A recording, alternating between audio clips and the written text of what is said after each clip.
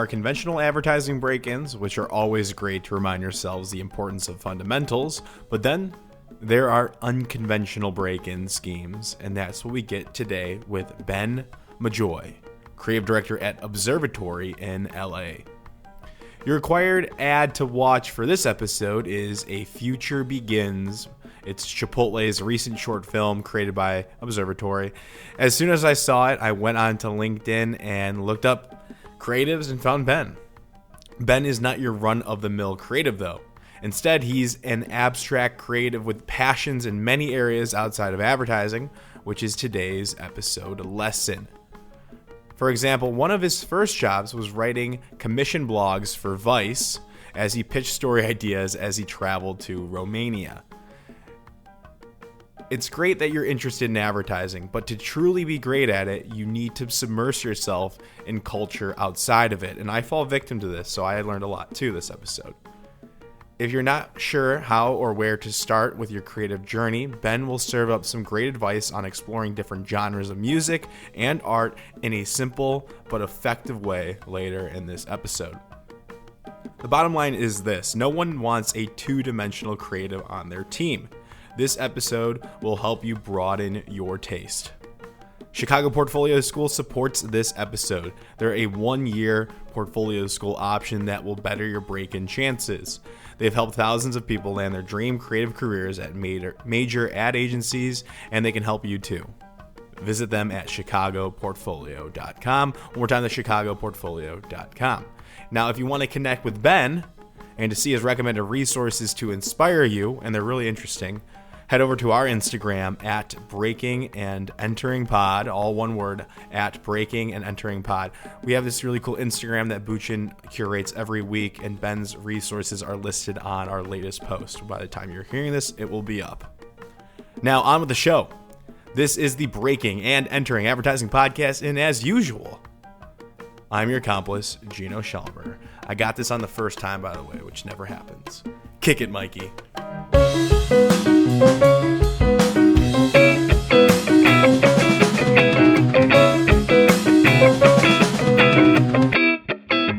All right, Ben Majoy, welcome to the Breaking and Entering Advertising Podcast. Thank you for coming on. This is going to be fun. Of course, man. No sweat. Well, thanks for having me. You have a really interesting life. I just want to start off by saying that. I was doing research for this podcast was incredible. I think there's so many different avenues to go down with your history and your career path. So I want to start off with asking, who is Ben Majoy? Well, let's see. Interesting question. So I guess start from the beginning. So I'm from rural kind of Appalachian, Ohio, West Virginia border is something that I like to bring up when I'm asked such a question, partially because it's where I'm from, but I also think that, we work in a relatively urban industry. Mm-hmm. And, I'm from the place where The Devil We Know is shot, about like the DuPont spill and all that stuff. And so, I come from a place that doesn't usually flock to the city, and, I live in LA now. And I think growing up, I never even thought that was a vague possibility. And, I know we're talking about advertising here, but I tend to like to think I'm fairly involved in a multitude of other things outside of advertising, which I think really works its way into my career as well, as somebody who works in this industry. So yeah, man. I mean, I'm a guy who's kind of a multi-hyphenate in a lot of different ways, including, I think, my like cultural background being from a pretty, I don't want to say downtrodden, but a pretty rural, odd part of the country. But despite that, I mean, I know you're from Chicago, or you're doing this out of Chicago. I went to Miami University in Ohio, which I know a lot of Chicago kids are from. I don't feel or seem like a Miami kid, if anybody knows kind of what that reputation is. But I think that just kind of speaks to, or is part of the weirdness of the way I've kind of designed my life, where I'm from the country, but I went to this weird bougie school that I didn't relate to anybody there except for like 4 people. Now I live in LA, where people don't know anything about where I'm from. And so it ends up being kind of a convoluted series of things that all makes for an interesting life and career. Yeah. I mean, that combination created creativity. Yeah, definitely. So what is your role at Observatory? which is an interesting agency that caught my eye from that Chipotle Cool. piece that you guys did. Amazing. Well, thank you. Yeah, I'm one of the creative directors. There are 2 creative directors and a chief creative officer, and then the kind of CEO owner of the company is also a creative who's kind of the brainchild of everything, Jake Goodman. So I'm I'm one of 3 kind of in that capacity creative directors, leading kind of a team of other really talented, interesting creatives, kind of ranging from kind of down the whole line. We have a good ACD, good senior team, mid team, junior team, etc.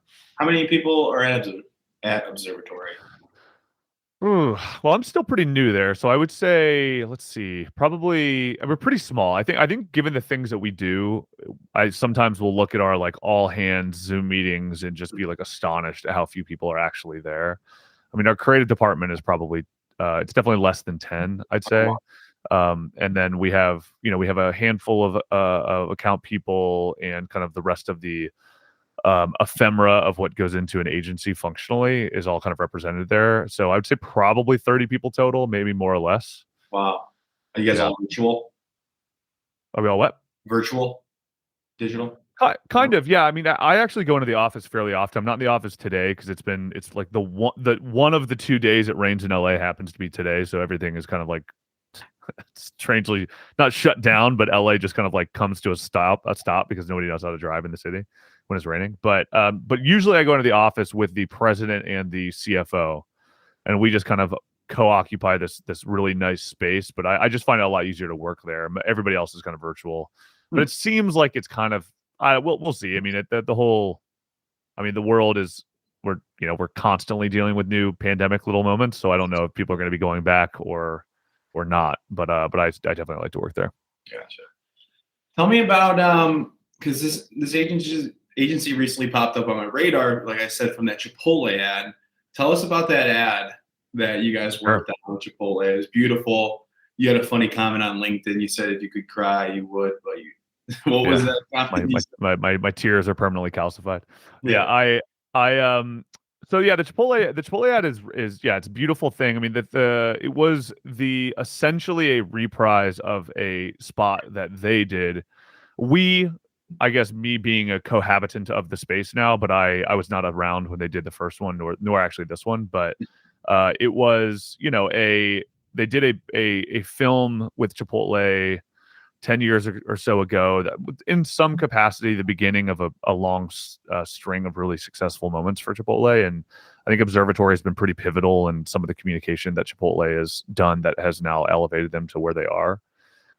But this new film, ended up being about 2.5 minutes, which I think for the sake of advertising and advertising conversation is interesting because it just essentially blocked or occupied an entire block of ad space during Raiders Cowboys game during the Thanksgiving football run. So pretty rad that it took an entire space of broadcast time. But it's it's a beautiful animated spot that really tells the continuation of the first story, which was about that they're like really the farm practices of Chipotle suppliers. This one is about the need for that farming ecosystem to continue with the new fleet of farmers and people that are now going to be interested in farming. This one was really about somebody taking over their father or their family farm. But I felt something interesting about it because I'm from a place that we would like growing up. We had like bring your tractor to school day, and like I would we would have like a day that was just completely blocked off because like the Future Farmers of America would like take the gym and they would just be like it'd be most of the school just locked it down for the day. So I know a lot of people who either became farmers or were in the kind of the lineage of to become farmers. So I think that the message was pretty powerful and something I definitely enjoyed, though I did not grow up as a farmer myself. Gotcha. Well, I was really sad in that video. I thought the dad passed away in the video. I know everybody thought that. I mean, I was so pumped when he was back. I was like, yes. Yeah. Well, he didn't pass away, but I do think there's an interesting, it wasn't spiritual death is maybe the same in a way as literal death. And in this capacity, I think it was the like, I can't do this anymore. Yeah. We have to sell the farm energy, which I think, is a little bit of the thing that we see, right? Where Yeah. somebody just can't do it anymore, and they don't physically die, but they die. I don't know how we start talking about that with the Chipotle ad, but maybe that's the power of the ad, though. It was definitely a very profound, very poignant film. What's the song called again in the back? That was it's a Coldplay song, "Fix You," Casey Musgraves, redid. And I really like her version too. I think she's amazing. And I think it's a really appropriate. I mean, it was again. I don't want to take too much credit for it because I work with all those people, and it's been a 2-year process getting to that. Oh, but really? I did not play a role in actually making it. It was kind of the thing that launched like 2 weeks after I had done it, or after I joined. But I think it's a really good example of the way that Observatory works, the kind of thing that brought me there in the first place. I think because I'm a little bit atypical in a lot of the ways that typical creative directors become creative directors or creatives get into the ad world in general, that it felt like the kind of agency that would really match my skill set. And that's a pretty emblematic example of that. Yep. And that's called A Future Begins. If you see that Chipotle commercial, I'm sure if you Google that you'll find it. It's fantastic. Commercial, short film. Yeah, I don't really. It's hard to call it a commercial because it is so long. Yeah. But and there's not a cut down of it either. I mean, sometimes you'll see, obviously we'll see a 2-minute version, but really the media that's being run is a 30-second ad, and this is just that. This is really about that film. Nice. Yeah, and good for Chipotle for hiring you guys and commissioning the work and seeing that they've been pretty good the past couple of years, of course. Yeah, they are good. They are a good brand. They are what they believe in, etc. Who else do you guys work with? We do a lot of stuff with Nike. We do our model is pretty interesting because we do white label a lot of things. Like I think we get pulled into a lot of projects as some level of a consultancy. Okay. Like a creative consultancy. So we will, we've worked with tons and tons and tons of different kinds of brands. I think some of our like landmark ones and the ones that kind of we're most focused on is we do a lot of stuff for Nike. We do a lot of stuff for Netflix. We do a lot of stuff for Chipotle, of course. We did a big campaign for Bonobos last year, the men's clothing brand that was very successful. And then just really a range of kind of every imaginable brand under the sun. Before I was here, they did a lot of Budweiser stuff. But yeah, a lot of the brands, I think, when it comes to the advertising zeitgeist, we're all pretty familiar with the work they've done. Are you guys hiring right now? We are, yeah. I mean, I think it's the kind of place where we're always looking for anyone in the industry. I think presumably this is primarily about creative in this podcast, but Sure. But we do have creative hires that we're looking for, especially conceptually, but also account people that are good, producers that are good, strategists that are good. I mean, I tend to be very strategy inclined, so I think finding a really, really good strategist who can kind of deconstruct simple concepts into really profound ideas and profound statements about the nature of humans and human decision making. I like that kind of stuff, and it's really necessary for our process, particularly the kind of work that I want to do. So we're looking for good strategists, etc. Who was that strategist you recommended in your list? And we'll go to that later. But Sean Monahan. Yeah, there's a guy named probably Sean. I might have recommended a couple because I tend to get a lot out of really good strategists. But yeah, there's a guy named Sean Monahan who is a strategist. He's kind of he's a strategist, but he's also a like trend forecaster. Kind of falls into the upper echelon of digital intellects. Yeah. And I really, really like Sean's work as just a thinker, but also I know the guy, and he's been a friend of mine for a while, and I've always respected a lot of just the way he deconstructs how the internet works mostly. Yep. Yeah, and I'll list that in our show notes, but cool. I want to bring that on while we're talking about strategy. Yeah, of course. Nice. Okay, so let's kick it back to how you got involved with advertising, and because you weren't always in advertising. You were what did you start off in? Yeah, so how I got to advertising is an interesting one because I think I was a little bit of I have an odd path for a myriad of reasons. I think I started when I was in college, I was just constantly switching majors. and none of them were advertising. It was always, I went from like diplomacy to economics to psychology, and then I think the degree I ended up with was mass communications, economics, and interactive media. So I major in a pair of minors. And the mass communications, which kind of by proxy of where I was, has something to do with advertising. It's mostly mass communications being journalism, broadcasting, maybe advertising, was really just an excuse for me to like rent cameras essentially from the department.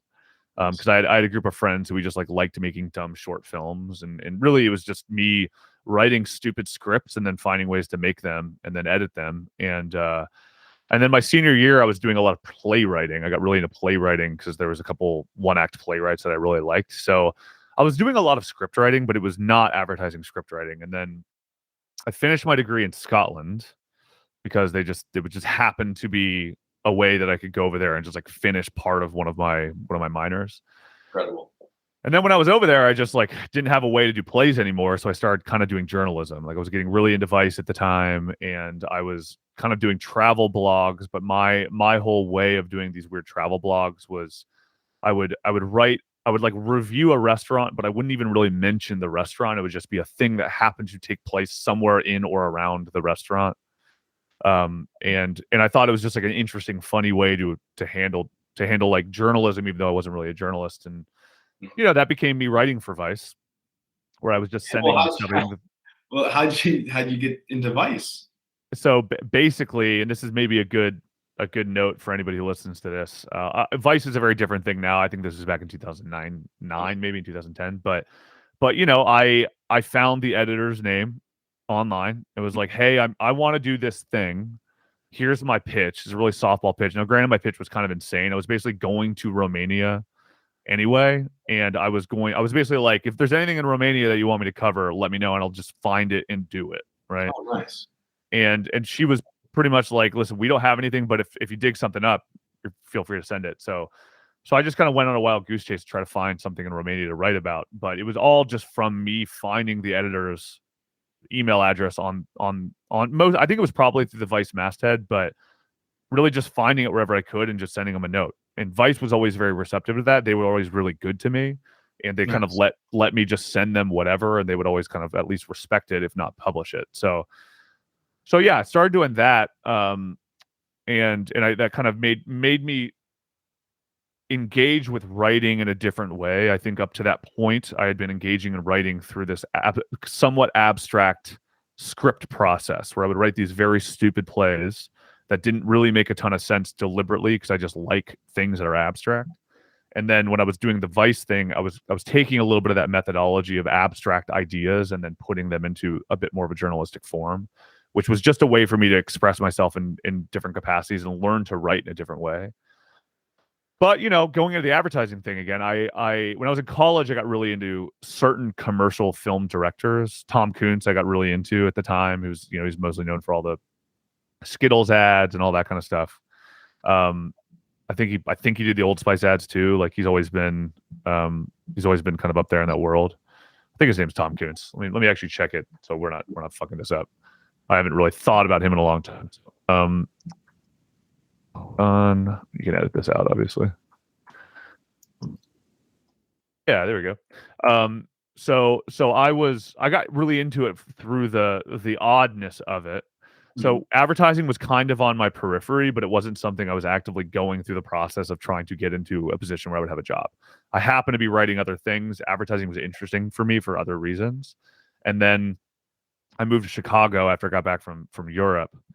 And I was writing for Vice. I got commissioned to write this play for a small theater in Chicago. And then I was just working on random. I was just doing bullshit jobs, not really knowing what to do, and that kind of made me go, oh, well, maybe I should actually think seriously about advertising, because I do all this writing, I do all these interesting things. Maybe this applies in this kind of a little bit of a corporatized creative process. Sure. And when I was in Chicago, I would go into these agencies. I would find my way into getting a meeting with an agency in one way or another. And I would go into the rooms and show them this like multitude of articles I'd written for like Vice and the Chicago Reader and doing these plays and whatever, and they would always be like, well, I don't understand what you do. Like, are you a copywriter? Like, if you're a copywriter, where are your lines? And I'd be like, what are you talking about? It is a fucking play, like literally in Wicker Park right now that I wrote. Why are you asking me about lines? And so I was just confused about how to get into advertising. And luckily, I don't know if it's a byproduct of Chicago. Maybe it could be to some degree, but I got put in touch with Crispin, which at the time was pretty on fire. Yeah, that's Colorado. That's Denver. In Colorado, exactly. It was at the time. Yeah, I was in Boulder. They had an office in Miami at the time, and that luckily, there's a guy over there who's actually the head of production. This guy named Dave Rolfe, who I think saw what I was trying to do and trying to be as a little bit more of a rogue, creative maker of things, and I think saw in that somebody who could not just produce and do the spreadsheet of production, but then also bring some creative zhuzh to it. Yeah. I mean, that's really how I got really into it, is through the production lens, which eventually when I kind of grew out of it, I went into creative more sincerely, and that's kind of where I've been since. How did Rolf find you though, from Chicago to over in Boulder? I met with a couple production companies, kind of, again, doing the dog and pony show dance of like, I promise I can do boring creative, not just like this extremely expressive abstract stuff. Mm-hmm. And they were like, I don't know if this city or this place is right for you, but I know this guy who I think would appreciate why you do what you do and what you're all about. Oh, that's nice. And that's, I mean, that is in a way a lot of how, I don't want to say how the industry works, but it is I think everybody you'd be hard pressed to find anybody who's been doing this for a while who didn't get in or have some break through somebody who's just like, I like this guy. Like, I like this girl. She's fun. Let me see what she can do. Right. Because it really is, it's a tough thing to get into, but I think once you're in and people start understanding your perspective, then I think it becomes a lot clearer where you fit, and you will start understanding how you fit too. Not everybody has to be, like a big ad person or make commercials. I think you can do things and have a really fun, interesting career where it's just not the same model that everybody thinks it is. I love that. And Crispin, and if you said 2009, 2010, like that was like, they were the shit back then. Yeah, they were definitely like, it was one of those, I didn't really understand. I mean, this kind of goes to me being a little bit like, not really knowing why I was getting into advertising, just knowing it had some of the things I thought were cool. Yeah. Or I thought were interesting. I didn't know shit about Crispin, man. I was like, it was like the hot shop at the time, or one of the big hot shops, but I was just like, seems cool, right? That's kind of like my thing. I was like, yeah, seems interesting. I don't know. And so when I went there, I actually had kind of the option to go on the more creative route or go the production route. And I think that I was just more compelled by some of the things that Rolf had to say about how production worked and kind of where he saw me. But yeah, I mean, that was the era of like kind of the original Burger King work. We were just starting to do the Domino's stuff at the time. We're doing a lot of Microsoft stuff at the time. So yeah, a lot of pretty iconic, interesting stuff was around. So you went down the production route, you said? Yeah, I started going production, again, somewhat out of ignorance. I think producer is a weird term in basically every industry. Everybody has a different interpretation of how it really works. I think the ad world, a producer at the core and kind of the job title usually is largely predicated on making sure the work gets made. It's a little less, like a story producer in journalism, for instance, or a publisher, where it may be a little bit more like feet on the ground, doing a lot of the creative work, probably handling cameras, etc. I think in advertising, it's a little bit more on like a make sure the vendors and we're finding the directors, helping the creatives get it made. So I didn't really know any different, and of course, there's nothing wrong with production. I got a lot out of production, but I think my proclivities are certainly creative. But that was a really good way for me to really learn how and why things got made the way they are, and then eventually when things came to fork a little bit, where I was doing I actually remember what happened. I was doing a huge Best Buy campaign, and I had just been given my own. I was given I think it was an Under Armour campaign for me to run on my own, and I just got lost, man. I was just like confused at like why and how certain elements of pricing and all that kind of stuff. And I kind of just realized, I was like, this is not really what I do. What I do is a little bit more of like, I make my own thing because I created it and I know how to bring it to life. Sure. Not I handled $2.5 million to make something that somebody gave me. Yeah. So that led me down a different way. But I do really cherish having started as a producer, because it really let me see how and why the process of making exists in our specific industry. And then also, some of the ways that I did not like the way creatives talk to producers. I didn't like the way that I felt treated sometimes. And it's made me a lot more compelled by respecting the other facets of the process, which I think sometimes you forget. It's incredible. How'd you switch over from producer to that more creative role? Well, I never stopped writing. So I had gone to CRISP in LA. I transferred to the LA office because I was just spending a lot more time in LA. I wanted to get to a city that I think had some of the other tertiary things I was interested in. And once I was there, I kind of formed a relationship with one of the creative directors and made it clear that the way I was working, the things I was into, some of my like talents in writing had not waned. I was still writing articles for Vice. I was doing a lot. I was writing essays at the time as well. I was just kind of doing a lot of like, I can write exercises. And he was, again, gracious to let me take a crack at it. And then it just worked out. Like, it was really like, kind of a matter of just expressing what I wanted to do and having some of the chops to be able to do it. It's portfolios are really important. Clearly, I mean, I know that you of all people probably know that portfolios are really important, but I think the way that you frame it and the way in which you would articulate who you are in a portfolio is just as important. And so, even though I was still doing a lot of Vice stuff, and that was kind of the reason why I couldn't get a job earlier, I think that seeing how I was functioning in the advertising ecosystem, in addition to me having that Vice stuff, suddenly made a good impression on those people that let me kind of make the jump into creative. Yeah, I'm interested. I want to break this down a little bit, because you do have more of an abstract background. And where I work at Chicago Portfolio School, it's to know your role that you want to do in advertising. Right. Whether that's graphic design, art direction, strategy, or copywriting. And then we reverse engineer it by giving you 100 interesting creative shots at these briefs. And then you narrow it down to 5 or 6. It's just from my perspective, I come from a very established process that's effective at getting people jobs in advertising. You did not come from that background. Obviously. So no direct questions. What are your thoughts on that? The two different styles breaking in. I mean, it's that's an interesting question. It's something I think about a lot. I used to have this like kind of insidious but true joke that I would say kind of to myself and as a way to think about advertising when I was kind of just starting my career, where I would meet these people sometimes that would come out of ad school and I'd be like, hey, who's your favorite artist? And they'd be like, oh, by far my favorite artist in the world is Jay Chiat. Right. And I'd be like, cool.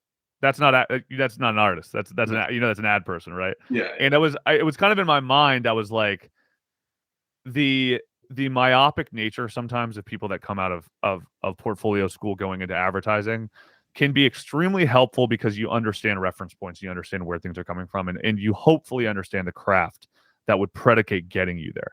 Of course. Right. Which is really important, I think, particularly for people getting out of college and going into a job, which, I wouldn't necessarily recommend my route, because it was a painful and difficult and scary and, tough. Right.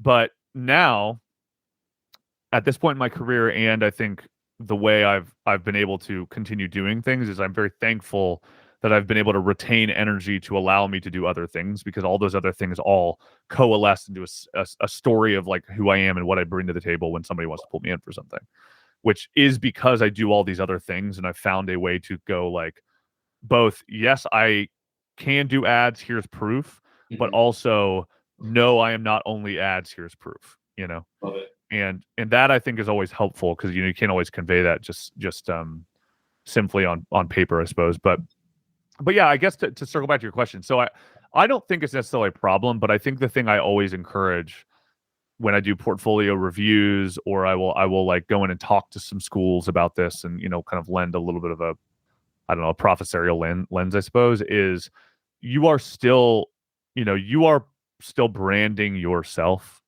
through the process, and it's really important to know the kind of person that you're hiring, not just the work they can do, right? And for me, that can manifest in a lot of different ways. I think I've seen in every time I'll look at book, or look at a book or look at books, you'll see somebody who in the middle of it, you'll be like, I mean, this person's different, but they're really interesting. I want to talk to them, Yeah. and I'm certainly tend to fall into that camp. And for me, it's very deliberate, because I know, particularly as somebody who's more advanced in their career as a creative director or whatever, like I want to be perceived as somebody who has a little bit of a different angle on things that does isolate me from some people. But I have kind of openly accepted that for a reason. And I think that that's part of the way I write the way I do on my portfolio. That's part of the reason I, will make fun of projects in my portfolio. It's just a way for people to understand the tonality that I can bring that feels a little bit atypical and, maybe a little bit more bold. So for people that come out of ad school, I mean, I don't think it's necessarily a like put all of your hobbies in your book too, but I do think there's an element of like, I need to know who you are as much as what your work is, because the work just it doesn't tell the full picture. And these are people that you're going to be in the trenches with. Like if I'm going to be working day to day with somebody, it's like, of course I want to know they're good, but I also want to know that, like, if we're stuck in an office for 12 hours and it's really late, that like I suddenly can go, oh my God, are you watching this game right now? And they're going to be like, dude, for real, because part of that is obviously forming a chemistry, which is a big part of how the industry works. But, it also lends itself to what your proclivities are. So if I get a gaming brief, right, the first thing I'm going to say is like, who's into gaming, right? Right. And it's not something you should shy away from. So, yeah, I mean, I think it all comes down to being a culturally curious person. And that little like joke about, who's your favorite artist, it's David Droga or something. It's like, I want somebody to be like, oh, you want to talk about films? Oh, we can talk about films. Let's talk about films. You know what I mean? Not just like, oh, I don't actually know anything about pop culture or media or the world outside of this very specific occupational lens of advertising, That lends into my next question is, how can, well, our audience is probably more so narrowed in, and they're honed in on, advertising. They know they want to do this, and they're locked in. So how can they explore?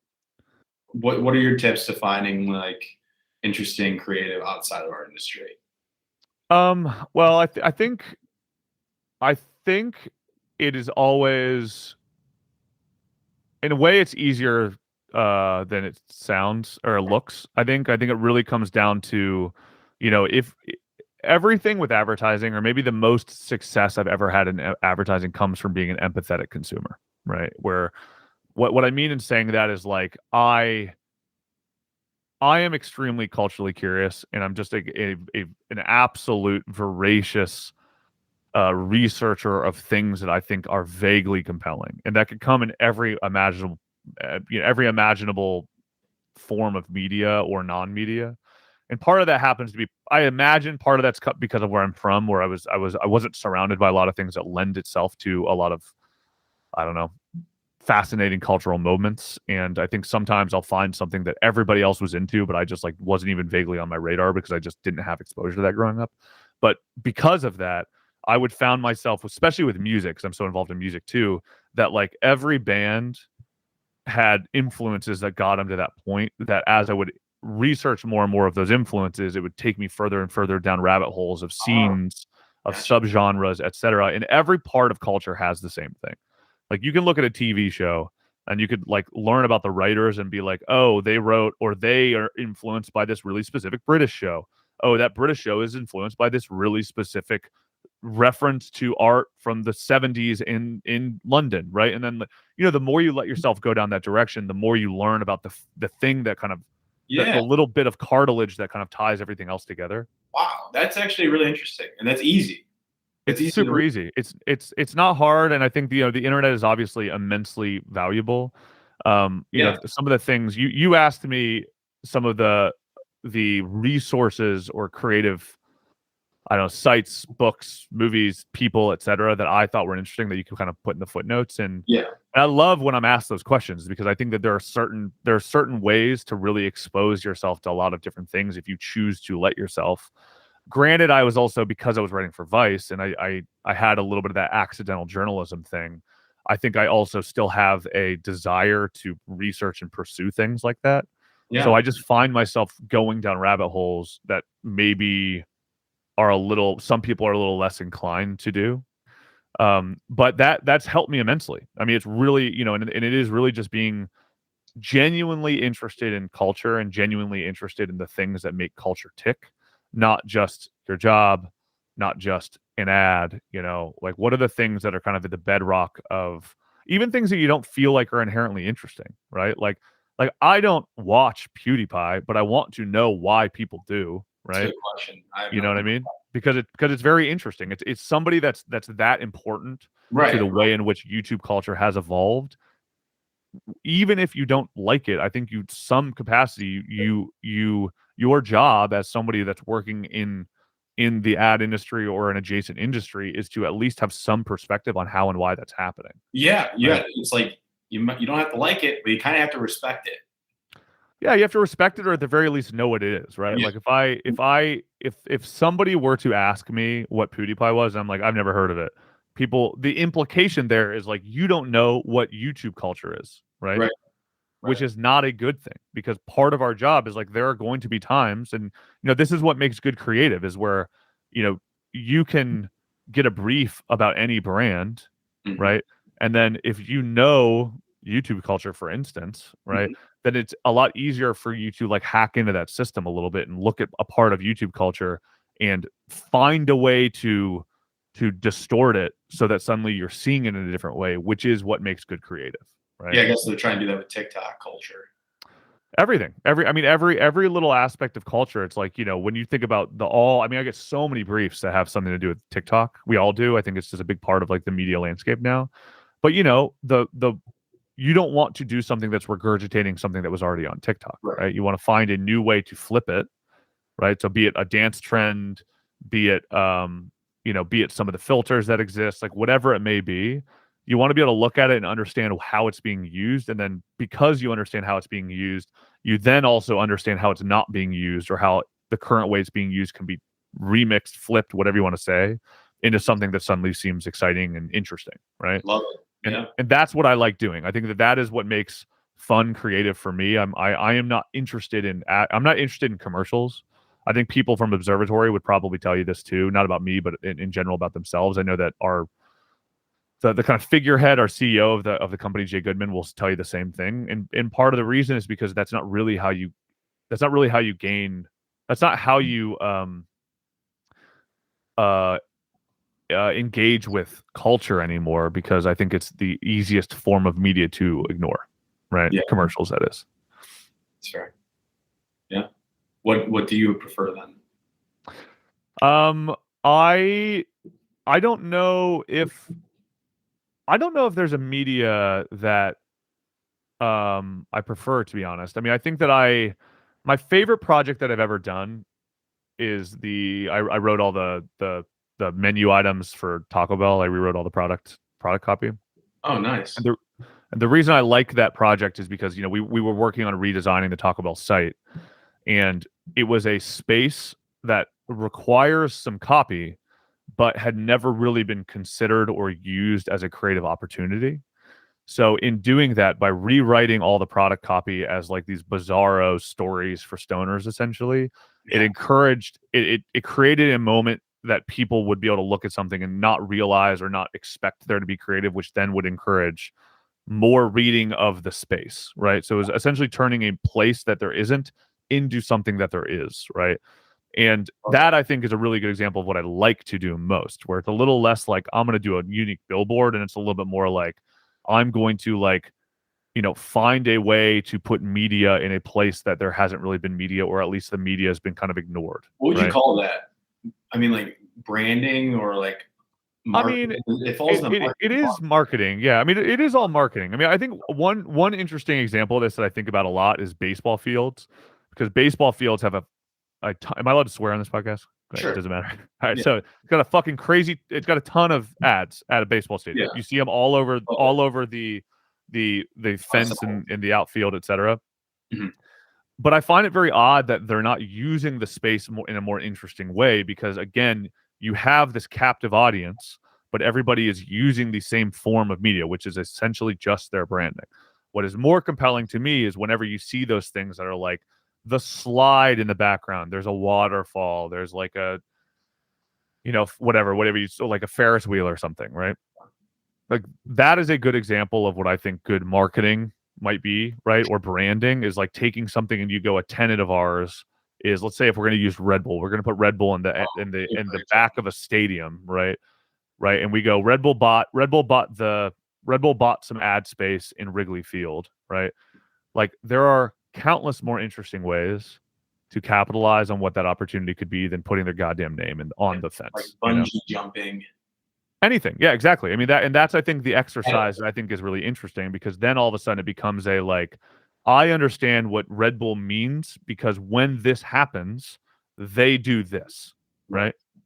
And it ends up becoming a like, we react in a way that then shows our value system, not like we have an ad that is funny, right? Yeah. Like we have an ad that is funny is not helpful marketing unless the whole point that you're trying to convey about who you are is that you are funny. You know what I mean?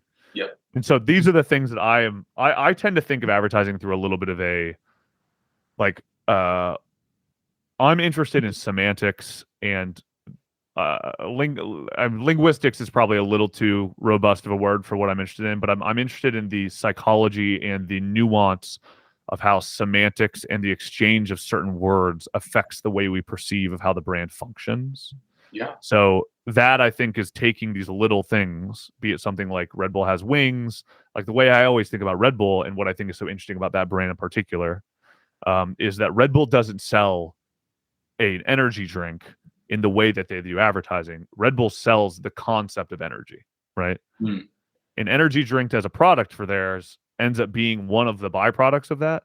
But when you're selling energy, there's a lot of other manifestations. That's what lets them jump out of a plane. You know what I mean? Because they're selling energy. That's what lets them make a sport up, is because they're selling energy, right? The product of an energy drink is just the easy consumable that is a manifestation of the brand idea. So that I think is a way that I like to think about how brands work. That's something that I think Observatory is really interesting for, is I think that's kind of what we have to do.